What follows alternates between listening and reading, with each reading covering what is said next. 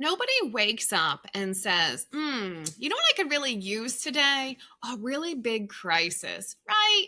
We know that because here's the thing storms, whether it's a literal hurricane or a layoff or a breakup or just one of those weeks where it feels like everything falls apart, they are inevitable. They are part of being human. But the storm isn't the whole story because the storm, it doesn't just break you. It shows you what's strong, it shows you what matters, and it forces you to find a new level of energy or creativity or connection that you might never have found without it.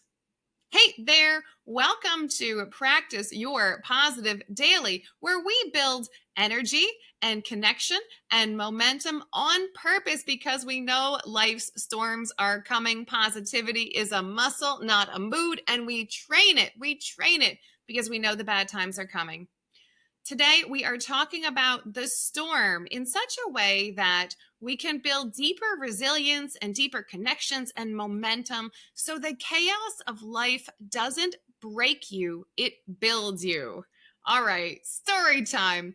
I'm going to keep this real quick because we'll get into it more over the upcoming weeks. But so far, I've shared an awful lot about my positivity and my positivity practices, but we haven't really touched on the storms, plural, that really were the inspiration for all of it. And part of that was because it's been really hard to talk about.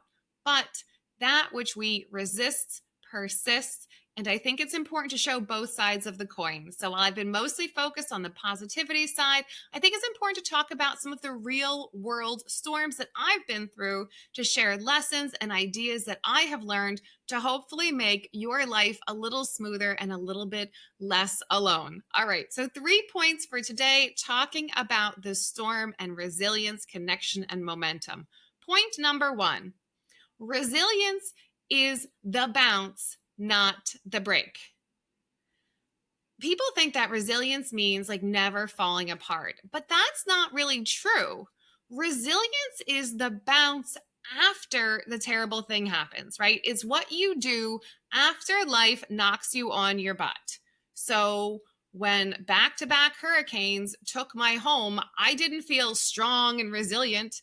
I felt tired. I felt scared. I felt like my whole world was gutted in one day. But little by little, I learned that I don't have to control the storm to outlast it.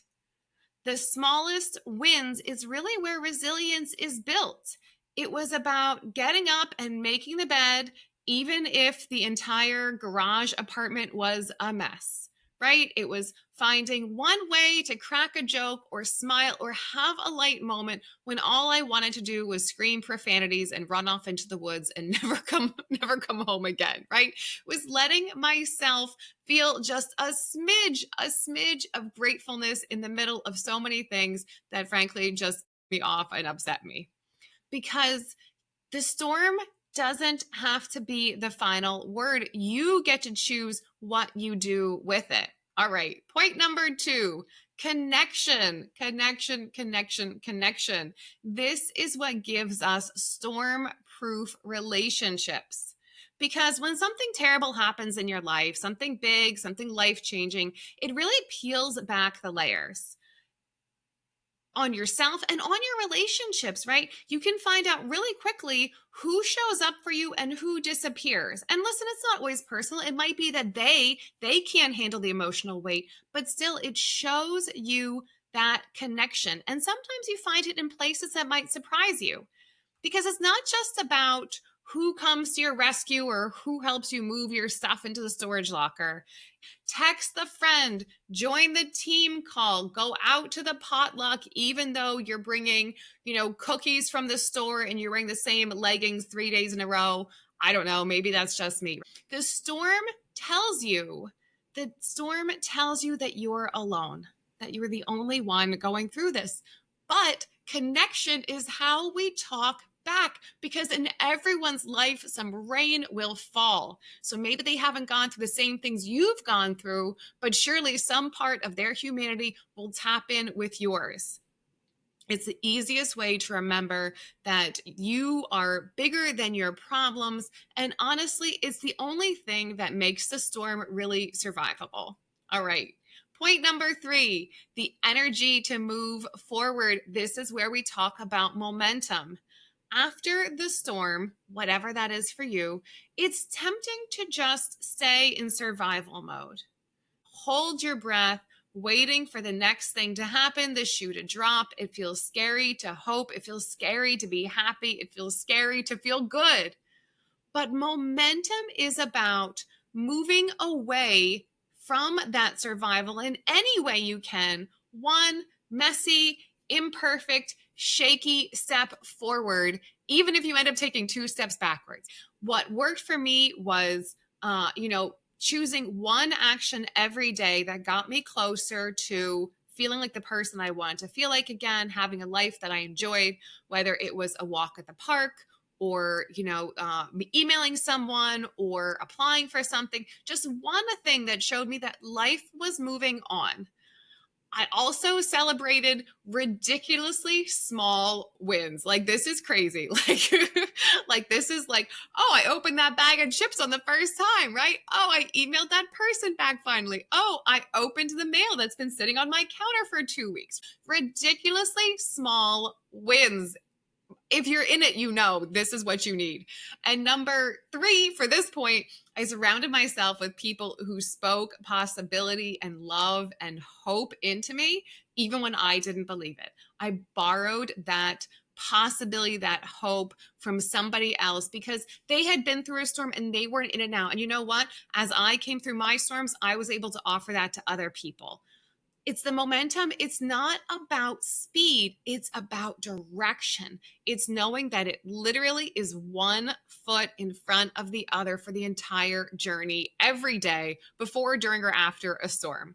All right, positive of the day, because we know that it is not about talking about it. It's about doing it, right? Taking action. We have a big action bias here at Practice Your Positive.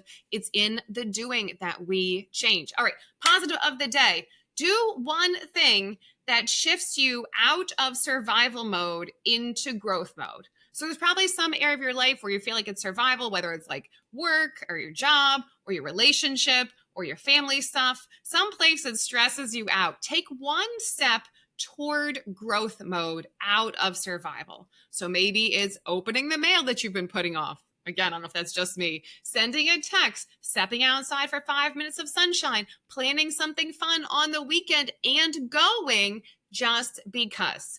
One small step, that's all it takes to change the energy. All right, this was a good one. Much more to come. Really happy about this new framework and the ability to connect my story to yours and talk about how we get through the chaos, the uncertainty, the times of change.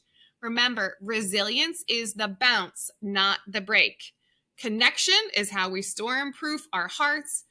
And momentum is the energy that moves us forward, even when everything's super messy. All right, whatever storm you're in, or maybe you just finished one, you walked out of one, remember this: storms don't last forever. The sun will shine again.